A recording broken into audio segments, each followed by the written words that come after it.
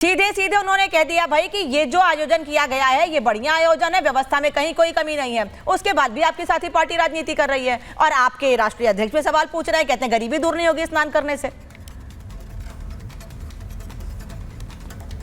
Anamika Pandey ji, Congress party एक लोकतांत्रिक forum है, मैंने कई बार कहा डेमोक्रेटिक फोरम है, मिलिशिया फॉर्मेट नहीं है। तो सबके अपने अपने विचार होते हैं। अब इतना करोड़ों लोग आ गए, मैं तो ये आज किसी से बात कर रहा था, प्रयागराज से वो लौटे थे, बड़े परेशान हुए, लेकिन ठीक है धर्म आस्था है, लोग जाते हैं। मेरे तो खुद का भतीजा कल रात को आया है, वहां से बच्चे भी जा रहे हैं। जब सबको सनातन क्या होता है, सबके हिंदू धर्म है, संस्कृति है, सब जाएंगे, कुंभ स्नान करके आएंगे, सबका अपना जोश होता है। लेकिन उस पर अगर प्रश्न कोई उठाता है व्यवस्था पे, तो वो नकारात्मक ना नहीं होती है।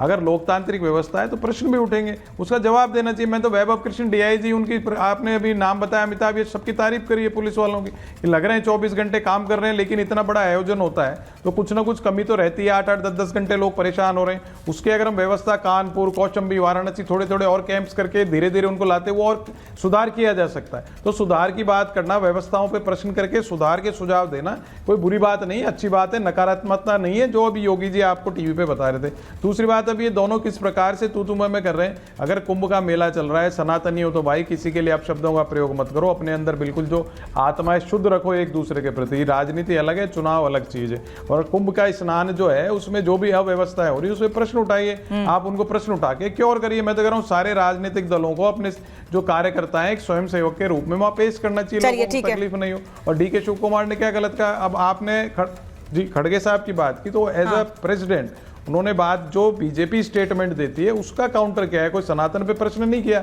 सब अपने पूजा पाठ कर में करूँ। के शर्मा जी थोड़ी सिखा रहे हैं मुझे बचपन से कि हनुमान चालीसा बच्चों को सिखानी चाहिए, गायत्री मंत्र सिखाना चाहिए, महामृत्युंजय का पाठ करना चाहिए, कितने सब किसी श्री सूक्तम का पाठ करना चाहिए, वेद पढ़ने चाहिए, तो सभी करते हैं बच्चे घर में, सभी सिखाते हैं, यही तो हमारी संस्कृति है। तो उसको आप ये ब्रांडिंग करना कि हमने कर दिया, दूसरा कोई प्रश्न उठा रहा है तो गलत है। वो तो ये कह रहे हैं कि अफवाह मत फैलाइए, वरुण पुरोहित जी, वो तो ये कह रहे हैं कि अफवाह मत फैलाइए, लोगों को डराइए मत, जो लोग वहां पर जा रहे हैं।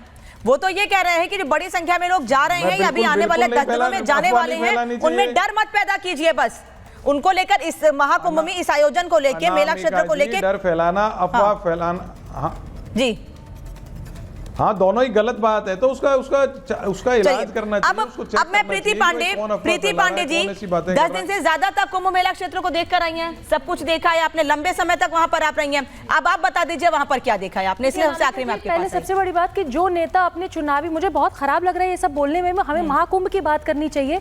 पूरा विश्व महाकुंभ की तरफ देख रहा है। यूनेस्को ने इतनी बड़ी बड़ी न्यूज छापी, इंटरनेशनल मीडिया भारत के बारे में, प्रयागराज कुंभ के बारे में इतनी चीजें लिख रहा है। वर्ल्ड लार्जेस्ट पीसफुल गैदरिंग, मतलब इतनी तारीफ हो रही है भारत की हर जगह, हर इस महाकुंभ की, सर्वकुंभ जो 144 साल बाद आया।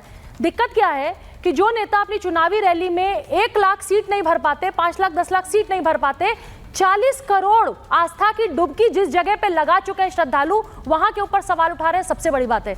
मैं चाहे शंकराचार्य जी हो, चाहे कोई महामंडलेश्वर हो, कोई धर्मगुरु हो, उन सबको नमन दंडवत प्रणाम करती हूँ।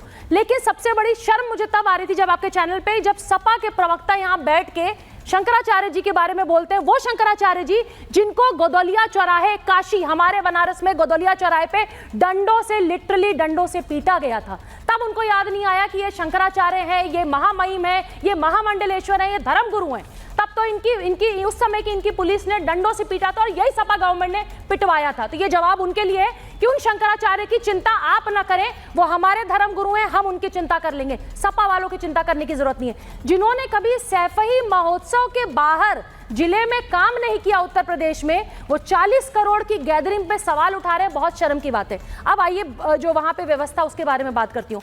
मैं किसी भी वीआईपी टेंट में नहीं रुकी थी अनामिका जी, मैं बिल्कुल साधारण एक जगह पे थी, अपने परिवार के साथ थी, बहुत सारे लोगों के साथ थी। वहां पे सुबह शाम का प्रसाद, चाय, खाना पीना, व्यवस्था, रजाई, गद्दा, कौन सी ऐसी चीज है जो वहां पे नहीं मिल रही है। जितने महामंडलेश्वर वहां हैं, जितने स्वामी जी लोग हैं, जितने लोगों ने वहां टेंट लगाया, और मैं ये अरेल घाट और वीआईपी घाट की तरफ बिल्कुल बात नहीं कर रही, मैं उस तरफ तो गई नहीं, मैं आम व्यवस्था की बात कर रही हूँ, जहां मैं 11 दिन अपने परिवार के साथ थी। भागवत सुनी हम लोगों ने, हर एक व्यवस्था है। आप किसी घाट पे चले जाइए, वहां पे टॉयलेट्स बने हैं, बायो टॉयलेट्स बने, महिलाओं के स्नान करने से लेके, कपड़े बदलने से लेके हर चीज की व्यवस्था है। आप ये सोचिए ना कि घर में अगर शादी होती है अनामिका जी, और 1000 लोग कह के अगर 2000 4000 बाराती भी आ जाए उस घर में व्यवस्था नहीं हो पाती है, व्यवस्था चरमरा जाती है। महाकुंभ में मौनी अमावस्या पे 7 करोड़ 8 करोड़ बोला गया था कि 8 करोड़ की गैदरिंग होगी, 12 करोड़ की गैदरिंग होगी, अभी तक 40 करोड़ लोग नहा चुके हैं, स्नान कर चुके हैं। इसके बावजूद सारे नेताओं को हमारे देश में खुश होना चाहिए कि भारत विश्व पटल पे सिर्फ महाकुंभ की बात हो रही है, सिर्फ काशी की, सिर्फ प्रयागराज की बात हो रही है। जो प्रयागराज जा रहे हैं वो काशी और अयोध्या भी दर्शन करने जा रहे हैं। इतनी ज्यादा भीड़ हो गई, लोगों से रिक्वेस्ट किया जा रहा है कि इस समय ना जाए। देखिए पूरी व्यवस्था है, बहुत अच्छी व्यवस्था है, आप जाए, जो आपको शासन प्रशासन वहां कह रहा है उसकी सुने जरूर। कई बार क्या होता है, भगदड़ हो रही है, बहुत खराब जो 2-3 दृश्य हम लोगों ने देखा, लोगों ने जाने अपनी गंवाई। नेताओं की बिल्कुल मत सुनिए, महाकुंभ की पूरी व्यवस्था है, कोई भी वीआईपी व्यवस्था की जरूरत नहीं है। आप किसी टेंट में जाएंगे, आपको वहां पे खाना पीना, प्रसाद, रजाई, गद्दे सब कुछ मुहैया होगा। चलिए सुनील जी, अब आप गए क्या कुंभ मेला क्षेत्र में? सब सुन लिया आपने, क्या आप स्नान करने के लिए गए? आपने देखी वहां पर व्यवस्थाएं या फिर सिर्फ सोशल मीडिया पर वीडियो पोस्ट करके ही बता रहे हैं? देखिए, मैं प्रीति जी को सुन रहा था, मैं प्रीति जी को सुन रहा था, और प्रीति जी पता नहीं कौन सा चश्मा लगा के गई कि कुंभ में समाजवादी लोग जो सेवा कर रहे हैं, खाना खिला रहे हैं, दवाई बांट रहे हैं, लोगों को दूध पिला रहे हैं, वो उनको नहीं दिखा।